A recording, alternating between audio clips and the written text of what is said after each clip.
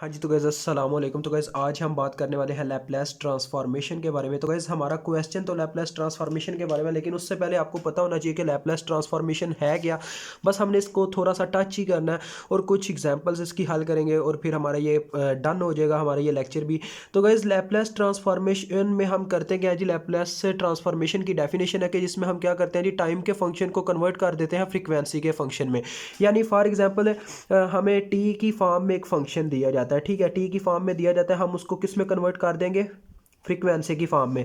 क्योंकि guys frequency अब यहाँ पे सेकंड क्यों इस्तेमाल हुआ है, अक्सर बच्चों का ये क्वेश्चन आता है सर कि फ्रीक्वेंसी को तो हर्ट्ज से फ्रीक्वेंसी का यूनिट जो होता है वो तो हर्ट्ज होता है। तो यहाँ पे तो आप क्या कर रहे हैं जी, यहाँ पे आप उसका उलट ही कर रहे हैं, आप सेकंड ही उसका यूनिट यानी कि टाइम का यूनिट इस्तेमाल कर रहे हैं, तो इसमें चेंज क्या आया है। तो यही चीज़ मैं आपको बताऊंगा गाइस। देखें, जो फ्रीक्वेंसी होती है ना, फ्रीक्वेंसी वो अकॉर्डिंग टू सेकंड यानी कि टाइम के लिहाज से चेंज होती है। और आपको पता है इन फिज़िक्स से टाइम का जो मेन यूनिट है यानी कि ओरिजिनल यूनिट है वो है सेकंड है। मिली सेकंड वगैरह वो हम सब अपनी ज़रूरियात के लिए करते हैं, ठीक है।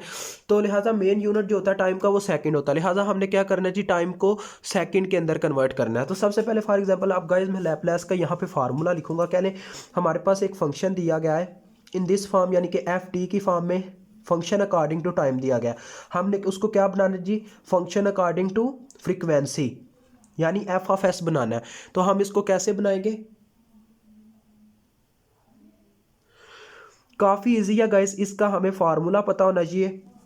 लैपलेस ने इसके ऊपर काफ़ी रिसर्च की थी और एक फार्मूला डेवलप करवाया था कि अगर आप फ्रीक्वेंसी की फॉर्म में टाइम को कन्वर्ट करना चाहते हैं तो उसके लिए फार्मूला है कि आप इंटीग्रेशन करवाएं। और इसकी लिमिट्स भी उसने दी थी, ज़ीरो से लेके इन्फिनिटी तक, ठीक है, पॉजिटिव इन्फिनिटी। और ज़ीरो से लेके पॉजिटिव इन्फिनिटी तक सबसे पहले गाइस ई की पावर माइनस एस टी और एफ ऑफ टी साथ में डेरिवेटिव अकॉर्डिंग टू टाइम, ठीक है। अब ये कैसे, मतलब कि इसका कैसे हम याद रख सकते हैं, इसमें क्या है गाइस, लैपलेस का जो फार्मूला था वो था मिक्सचर कई चीज़ों का। अब देखें यहाँ पे पता क्या चीज़ है, ये जो ई एक्सपोनेंशियल आया है और ये जो फ्रीक्वेंसी का यूनिट है, यानी ये क्या है जी, ये एफ ऑफ टी है, यानी कि टाइम का फंक्शन। जो टाइम हमें दिया जाता है उसको हमने कन्वर्ट करना है किस में, फ्रीक्वेंसी के फंक्शन में। तो फ्रीक्वेंसी के फंक्शन में दोनों चीज़ें आ गई, एक्सपोनेंशियल, यानी ये आपने इस तरह से इसे याद रख सकते हैं कि एक ये प्रोडक्ट है तीन चीज़ों का, एक इंटीग्रेशन का जिसमें लिमिट्स आ जाती हैं ज़ीरो टू इन्फिनिटी, जैसा कि आप जानते हैं ये अप्रॉक्सीमेटली यही होती है हमारे पास लिमिट। और उसके बाद दूसरे नंबर पे क्या आ जाता है, एक्सपोनेंशियल आ जाता है, जिसमें क्या है जी, टाइम यानी कि फ्रीक्वेंसी जब हम टाइम को कन्वर्ट करेंगे तो उसका एक्सपोनेंशियल हमें लेना पड़ेगा, जिसके लिए हमें नेगेटिव साइन लेना पड़ेगा क्योंकि इसमें हाफ शिफ्ट आ जाता है।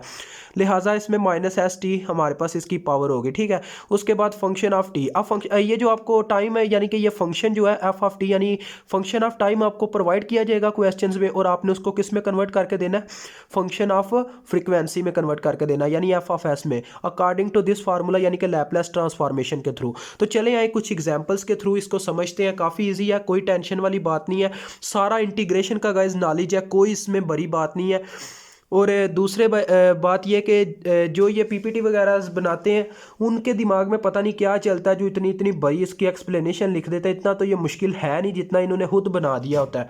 अब सदके जाऊँ, कईयों का दिमाग भी बहुत अच्छा होता है तो वो फिर एक्सप्लेनेशन तो बहुत अच्छी करते हैं ना। तो गाइस हमारे पास जो एग्जांपल है, मैं यहाँ पे एग्जांपल लिखता हूँ जिसको हम एक्सप्लेन करके आपको ये क्वेश्चन समझाएंगे। एग्जांपल नंबर 1, ठीक है। आज की इस वीडियो का मेन टॉपिक था इसकी एग्जांपल, लेकिन मैंने क्या किया, सबसे पहले इसके फार्मूले की एक्सप्लेनेशन दी। याद रखना है कि इसका फार्मूला किस किस का मिक्सचर है, इंटीग्रेशन, उसके बाद यानी कि वो टाइम जिसको वो कन्वर्ट करना चाहता है यानी टाइम का फंक्शन जो दिया गया होगा, उसके बाद तीसरे नंबर पे एक्सपोनेंशियल का, यानी कि एक्सपोनेंशियल में वो टाइम भी मल्टीप्लाई होगा और माइनस एस होगा यानी कि फ्रीक्वेंसी के यूनिट के मुताबिक, सेकंड।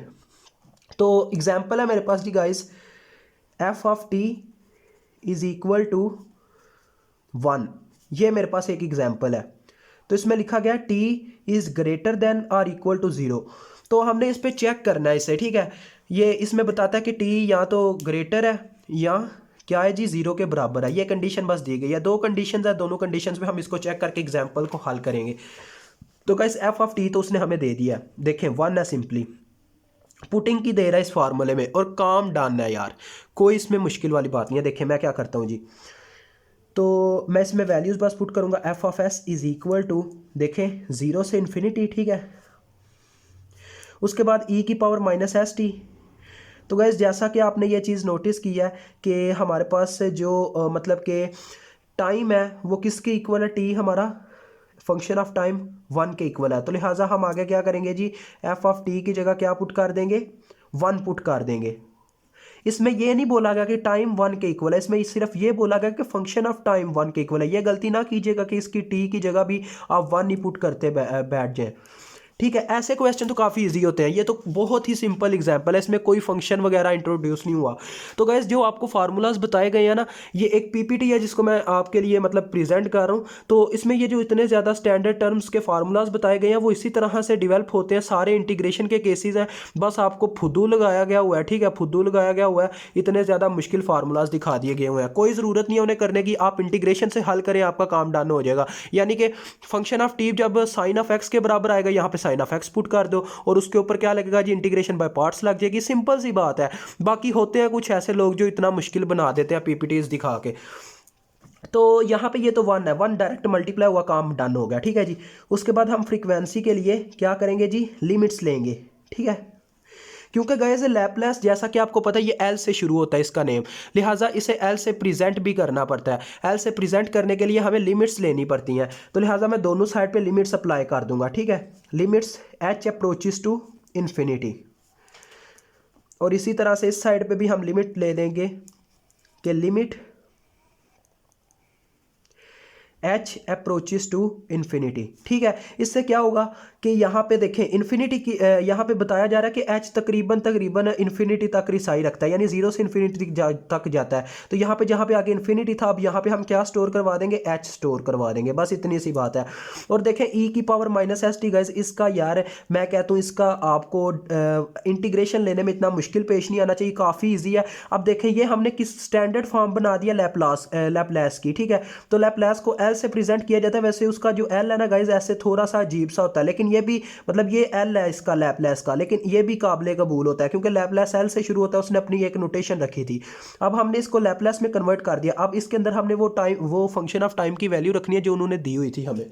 तो लिहाजा उसने हमें क्या वैल्यू दी थी गाइज, उसने हमें वैल्यू 1 दी थी, तो इसके अंदर हम 1 पुट कर देंगे। अब ये लैपलास की स्टैंडर्ड फॉर्म बन चुकी है, इस वजह से हम इसको इसमें लिख सकते हैं, ठीक है। ये फॉर्म हो गई स्टैंडर्ड फॉर्म। अब देखें इस साइड पे जब हम परफॉर्म करेंगे तो इसका क्या हमारे पास आ जाएगा, देखें इसका जब हम लेंगे इंटीग्रेशन में गाइज ये होता है, हमने इसका जो डेरिवेटिव आता है मतलब कि माइनस एस ऑफ टी का अगर डेरिवेटिव लें टाइम के लिहाज से लेना, तो देखें माइनस एस एक मतलब कि क्या है जी, माइनस एस एक वेरिएबल नहीं है, कांस्टेंट है इसके लिए अकॉर्डिंग टू डेरिवेटिव टी के लिहाज से है। तो लिहाजा D T over D T हो जाएगा क्योंकि माइनस एस टी का हमने डेरिवेटिव लेना है, तो ये कैंसिल हो जाएगा माइनस एस। अब गाइज डेरिवेशन में जो चीज़ मल्टीप्लाई होती है इंटीग्रेशन में उसका उल्टा होता है, वो डिवाइड हो जाती है, लिहाजा यहाँ पर ये डिवाइड होगी चीज़। तो हमारे पास इसकी लिमिट्स इस तरह से आ जाएंगी, देखें ई की पावर माइनस एस टी, ठीक है। और इसके बटे में आ जाएगा जी, इसके बटे में हमारे पास क्या आ जाएगा, इसके बटे में हमारे पास ये आ जाएगा, क्या इसका नाम था यार, एस माइनस एस इसके बटे में आ जाएगा। और दूसरी बात रही, आपने लिमिट को बाहर ही रहने देना। ये लिमिट अप्लाई की हुई है ताकि हम इसको लैपलेस में कन्वर्ट कर सकें। ये लिमिट ख़त्म नहीं हो सकती जब तक हम इसे अंदर अप्लाई ना कर दें। तो दूसरी बात है इनके ऊपर अब गाइस क्या होने वाला जी, ये चीज़ पुट होने वाली है, यानी लिमिट्स भी अप्लाई होनी है, ये वाली लिमिट्स। अब ये एक अलग लिमिट है, मतलब कि ये लिमिट अप्लाई होनी है अभी अंदर, अभी ये अप्लाई नहीं हुई। अब मैं अप्लाई करूंगा गाइस। लिमिट कैसे अप्लाई करते हैं, upper limit minus lower limit, यानी सबसे पहले अपर लिमिट पुट होगी। एच किसके बराबर है, इन्फिनिटी के, यानी इसकी जगह इन्फिनिटी है। तो देखें गाइस क्या होगा जी, ई की पावर हो जाएगी इन्फिनिटी, एस की जगह एस की जगह नहीं, हमारे पास यहाँ पे टी की जगह इन्फिनिटी स्टोर हो जाएगा, ठीक है। टी यहाँ पे पहले टी था लेकिन अब ये एच बन चुका है, यहाँ पे इन्फिनिटी स्टोर होगा टी की जगह, ठीक है। तो इन्फिनिटी स्टोर होने की वजह से हमारे पास ये एक स्टैंडर्ड फॉर्म आ गई। उसके बाद क्या उसने क्या बोला है हमें कि माइनस लोअर लिमिट क्या है, 0। तो ई की पावर में जहाँ पे टी पुट हुआ है वहाँ पे 0 पुट करवा के देखें ई की माइनस एस इंटू टी की जगह 0 पुट हो गया, बटे में क्या था माइनस एस। तो ये आ गई, हमने लिमिट्स पुट कर दी हैं बाहर से। अब देखें क्या होता है गाइस, देखें किसी भी चीज़ की अगर मतलब कि पावर इन्फिनिटी है ना तो वो उस चीज़ को ज़ीरो कर देती है। ये टोटली ज़ीरो हो गया। तो ज़ीरो को किसी भी चीज़ से डिवाइड करवा दे, अक्सर बच्चे समझते हैं ज़ीरो को डिवाइड करवाने से किसी चीज़ से इन्फिनिटी आता है। नहीं, अगर ज़ीरो किसी के बटे में हो तो वो तब इन्फिनिटी देता है। तो गाइस क्योंकि ज़ीरो खुद ही ज़ीरो है तो वो किसी को कैसे डिवाइड कर पाएगा, इस वजह से वो इनफाइनाइट टाइम कहते हैं, अगर आप डिवीजन करते भी रहो तो आपका काम डन नहीं हो सकता। तो लिहाजा ये तो सारा फंक्शन ज़ीरो हो गया, ठीक है।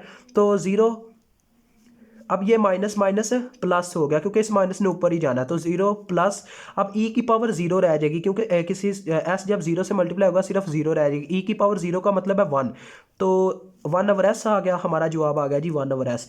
व्हाट कंडीशन, किस कंडीशन पे, जब एल हमारे पास वन था।